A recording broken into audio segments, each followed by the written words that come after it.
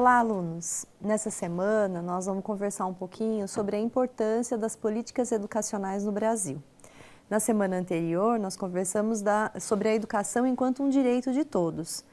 Como que as políticas educacionais, elas garantem esse direito e até mesmo o acesso e a permanência dos estudantes na educação básica. Então, pensando um pouquinho nas políticas educacionais, nós estamos falando diretamente sobre questões relacionadas à educação.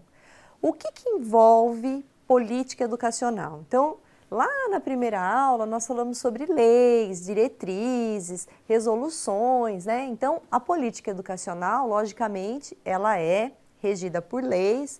Nós conversamos no decorrer de algumas aulas até agora a respeito de alguns artigos da Constituição Federal, de alguns artigos da LDB, que trazem normativas, que trazem indicações e obrigatoriedades a respeito da educação.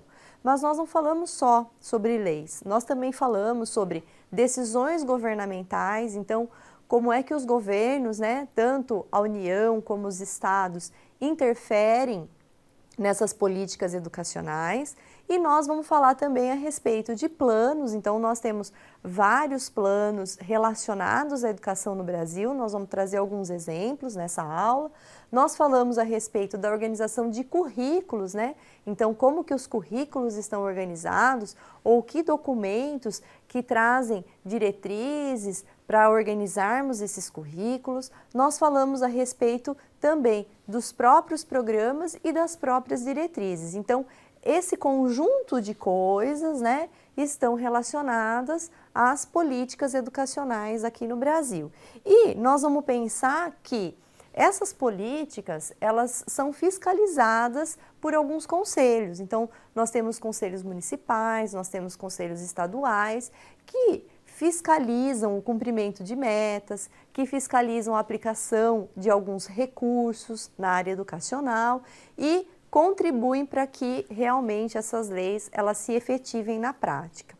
Quando nós falamos sobre decisões governamentais, por exemplo, notícias recentes que apareceram aí na mídia nos remetem a essa reflexão, Então, quando nós falamos sobre cortes orçamentários, quando nós falamos sobre a organização de uma base nacional comum curricular, ou ainda quando nós falamos sobre programas educacionais que são lançados, nós estamos falando sobre políticas educacionais, Então, como que isso interfere na educação pública, na organização dessa educação, na efetivação desse direito enquanto um direito de todo cidadão.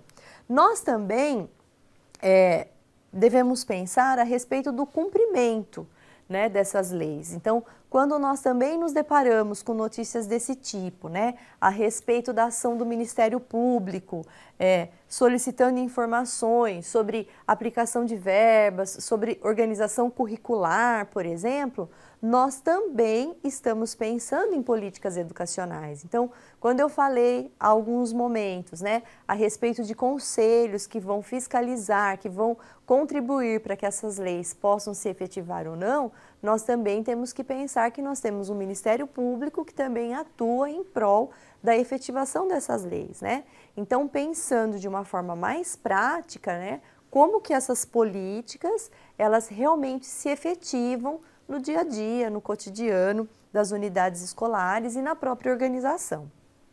Nós temos que pensar que o Brasil, ele já teve ou tem uma série de programas que às vezes não estão previstos numa lei maior, mas a partir de um decreto ou a partir de uma resolução, que às vezes não é um programa direcionado só para a área educacional, mas que também contribui para a área educacional, Alguns são específicos, voltados apenas para a área educacional, e outros se associam e contribuem para o desenvolvimento da educação.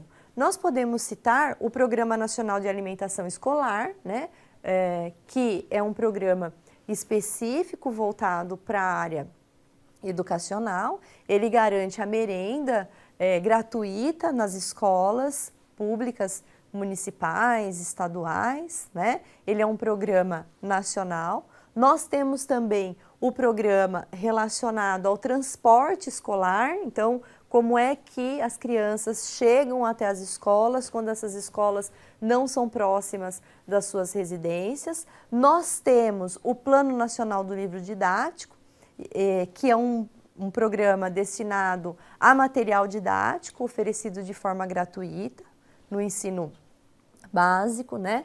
Nós temos outros programas, o Proinfo, por exemplo, o Proeduca, que estão relacionados à garantia desse direito educacional, à garantia do acesso e da permanência do estudante na escola, né? E nós temos que pensar que existe um plano de desenvolvimento educacional hoje no Brasil que envolve também outros programas que não só aqueles programas que são diretamente direcionados às escolas, né? Um exemplo disso é o programa Luz para Todos, né? O programa Luz para Todos, ele não foi pensado somente no contexto escolar, mas ele atinge muitas escolas que antes não tinham luz elétrica, né? Imagine você ministrar uma aula num ambiente onde você não tem uma iluminação adequada. Muitas vezes essa escola ela recebe jovens e adultos que precisam estudar no período noturno porque trabalham no período diurno. Essa escola não conseguiria funcionar sem acesso à luz elétrica. Então, esse programa de desenvolvimento, ele engloba outros programas que contribuem para o desenvolvimento da educação. Um outro programa interessante também que nós podemos citar é o projeto Olhar Brasil, né? Como que nós identificamos que um aluno tem problemas de visão e como que esse problema, às vezes miopia, astigmatismo, como que interfere na aprendizagem desse aluno, né? Então são programas que vêm para somar e para garantir esse direito a todos os cidadãos. Pois bem, se nós voltarmos lá na Constituição Federal, nós vamos perceber que lá já se pensava a respeito do papel da União em promover um plano nacional de educação. Então, pensar em metas que pudessem se estender para todos os estados brasileiros, né? E isso vem a partir de uma necessidade de atingir problemas que são comuns, como, por exemplo, erradicar o analfabetismo, garantir a universalização tanto para o ensino fundamental como para o ensino médio, melhorar a qualidade da educação, pensar a respeito da formação dos professores. Então, desde a Constituição de 88, já se pensava a respeito da necessidade de um Plano Nacional de Educação para se garantir que esse direito ele realmente fosse efetivado na prática e que não somente se garantisse o acesso, mas também a qualidade do ensino, né? E se nós procurarmos como que a legislação apresenta, traz as representações de atuação de cada instância, nós vamos encontrar que cabe à União, né, elaborar o Plano Nacional de Educação. Porém, ela vai elaborar esse plano em colaboração com os estados e com os municípios. Então, além de estar presente na Constituição Federal, a LDB também traz essa preocupação de um plano nacional para a educação organizado junto a estados e a municípios. Se nós consultarmos também a LDB a respeito das obrigatoriedades do Estado com relação a esses planos, nós vamos encontrar que os estados eles devem elaborar e executar políticas e planos educacionais. E aqui eu trago o exemplo do estado de São Paulo, né? O estado de São Paulo, ele pensou no currículo paulista, né, que se efetivou na prática através de um material didático que foi distribuído para os alunos e para os professores, que foi popularmente chamado de caderninhos do estado de São Paulo, né? Então, o estado de São Paulo, ele está trazendo essa incumbência que a lei lhe apresenta, né?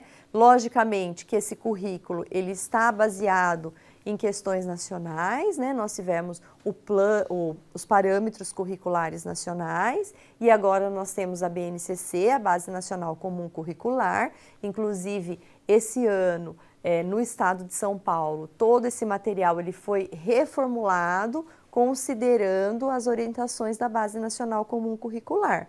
Então, vejam, os estados também têm as suas obrigações perante a legislação. E ainda relacionado à legislação, nós temos a questão dos municípios, que traz que os municípios devem organizar, manter e desenvolver os órgãos e instituições oficiais dos seus sistemas de ensino, integrando-os às políticas e planos educacionais da União e dos estados. Então, hoje, os estados, eles têm os planos os municípios têm os planos municipais de educação. Então, nesses planos, eles trazem discussões a respeito, por exemplo, de um plano de carreira do professor. Então, os municípios construíram também os seus planos e lá eles trazem os objetivos, as intenções e as formas de alcançar esses direitos que devem ser garantidos a todos os cidadãos. Então, nós temos a instância estadual, a municipal e também a União. Então, como que cada uma dessas instâncias atuam para que esses planos realmente garantam esse direito à educação.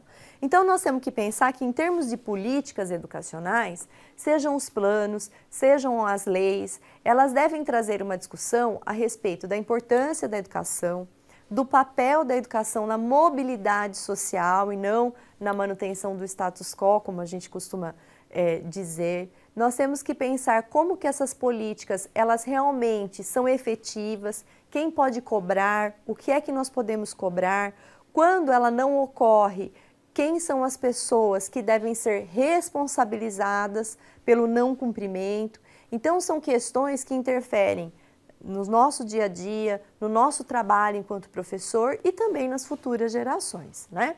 E nós vamos conversar um pouquinho mais a respeito dessas políticas e da organização da educação básica nas próximas aulas.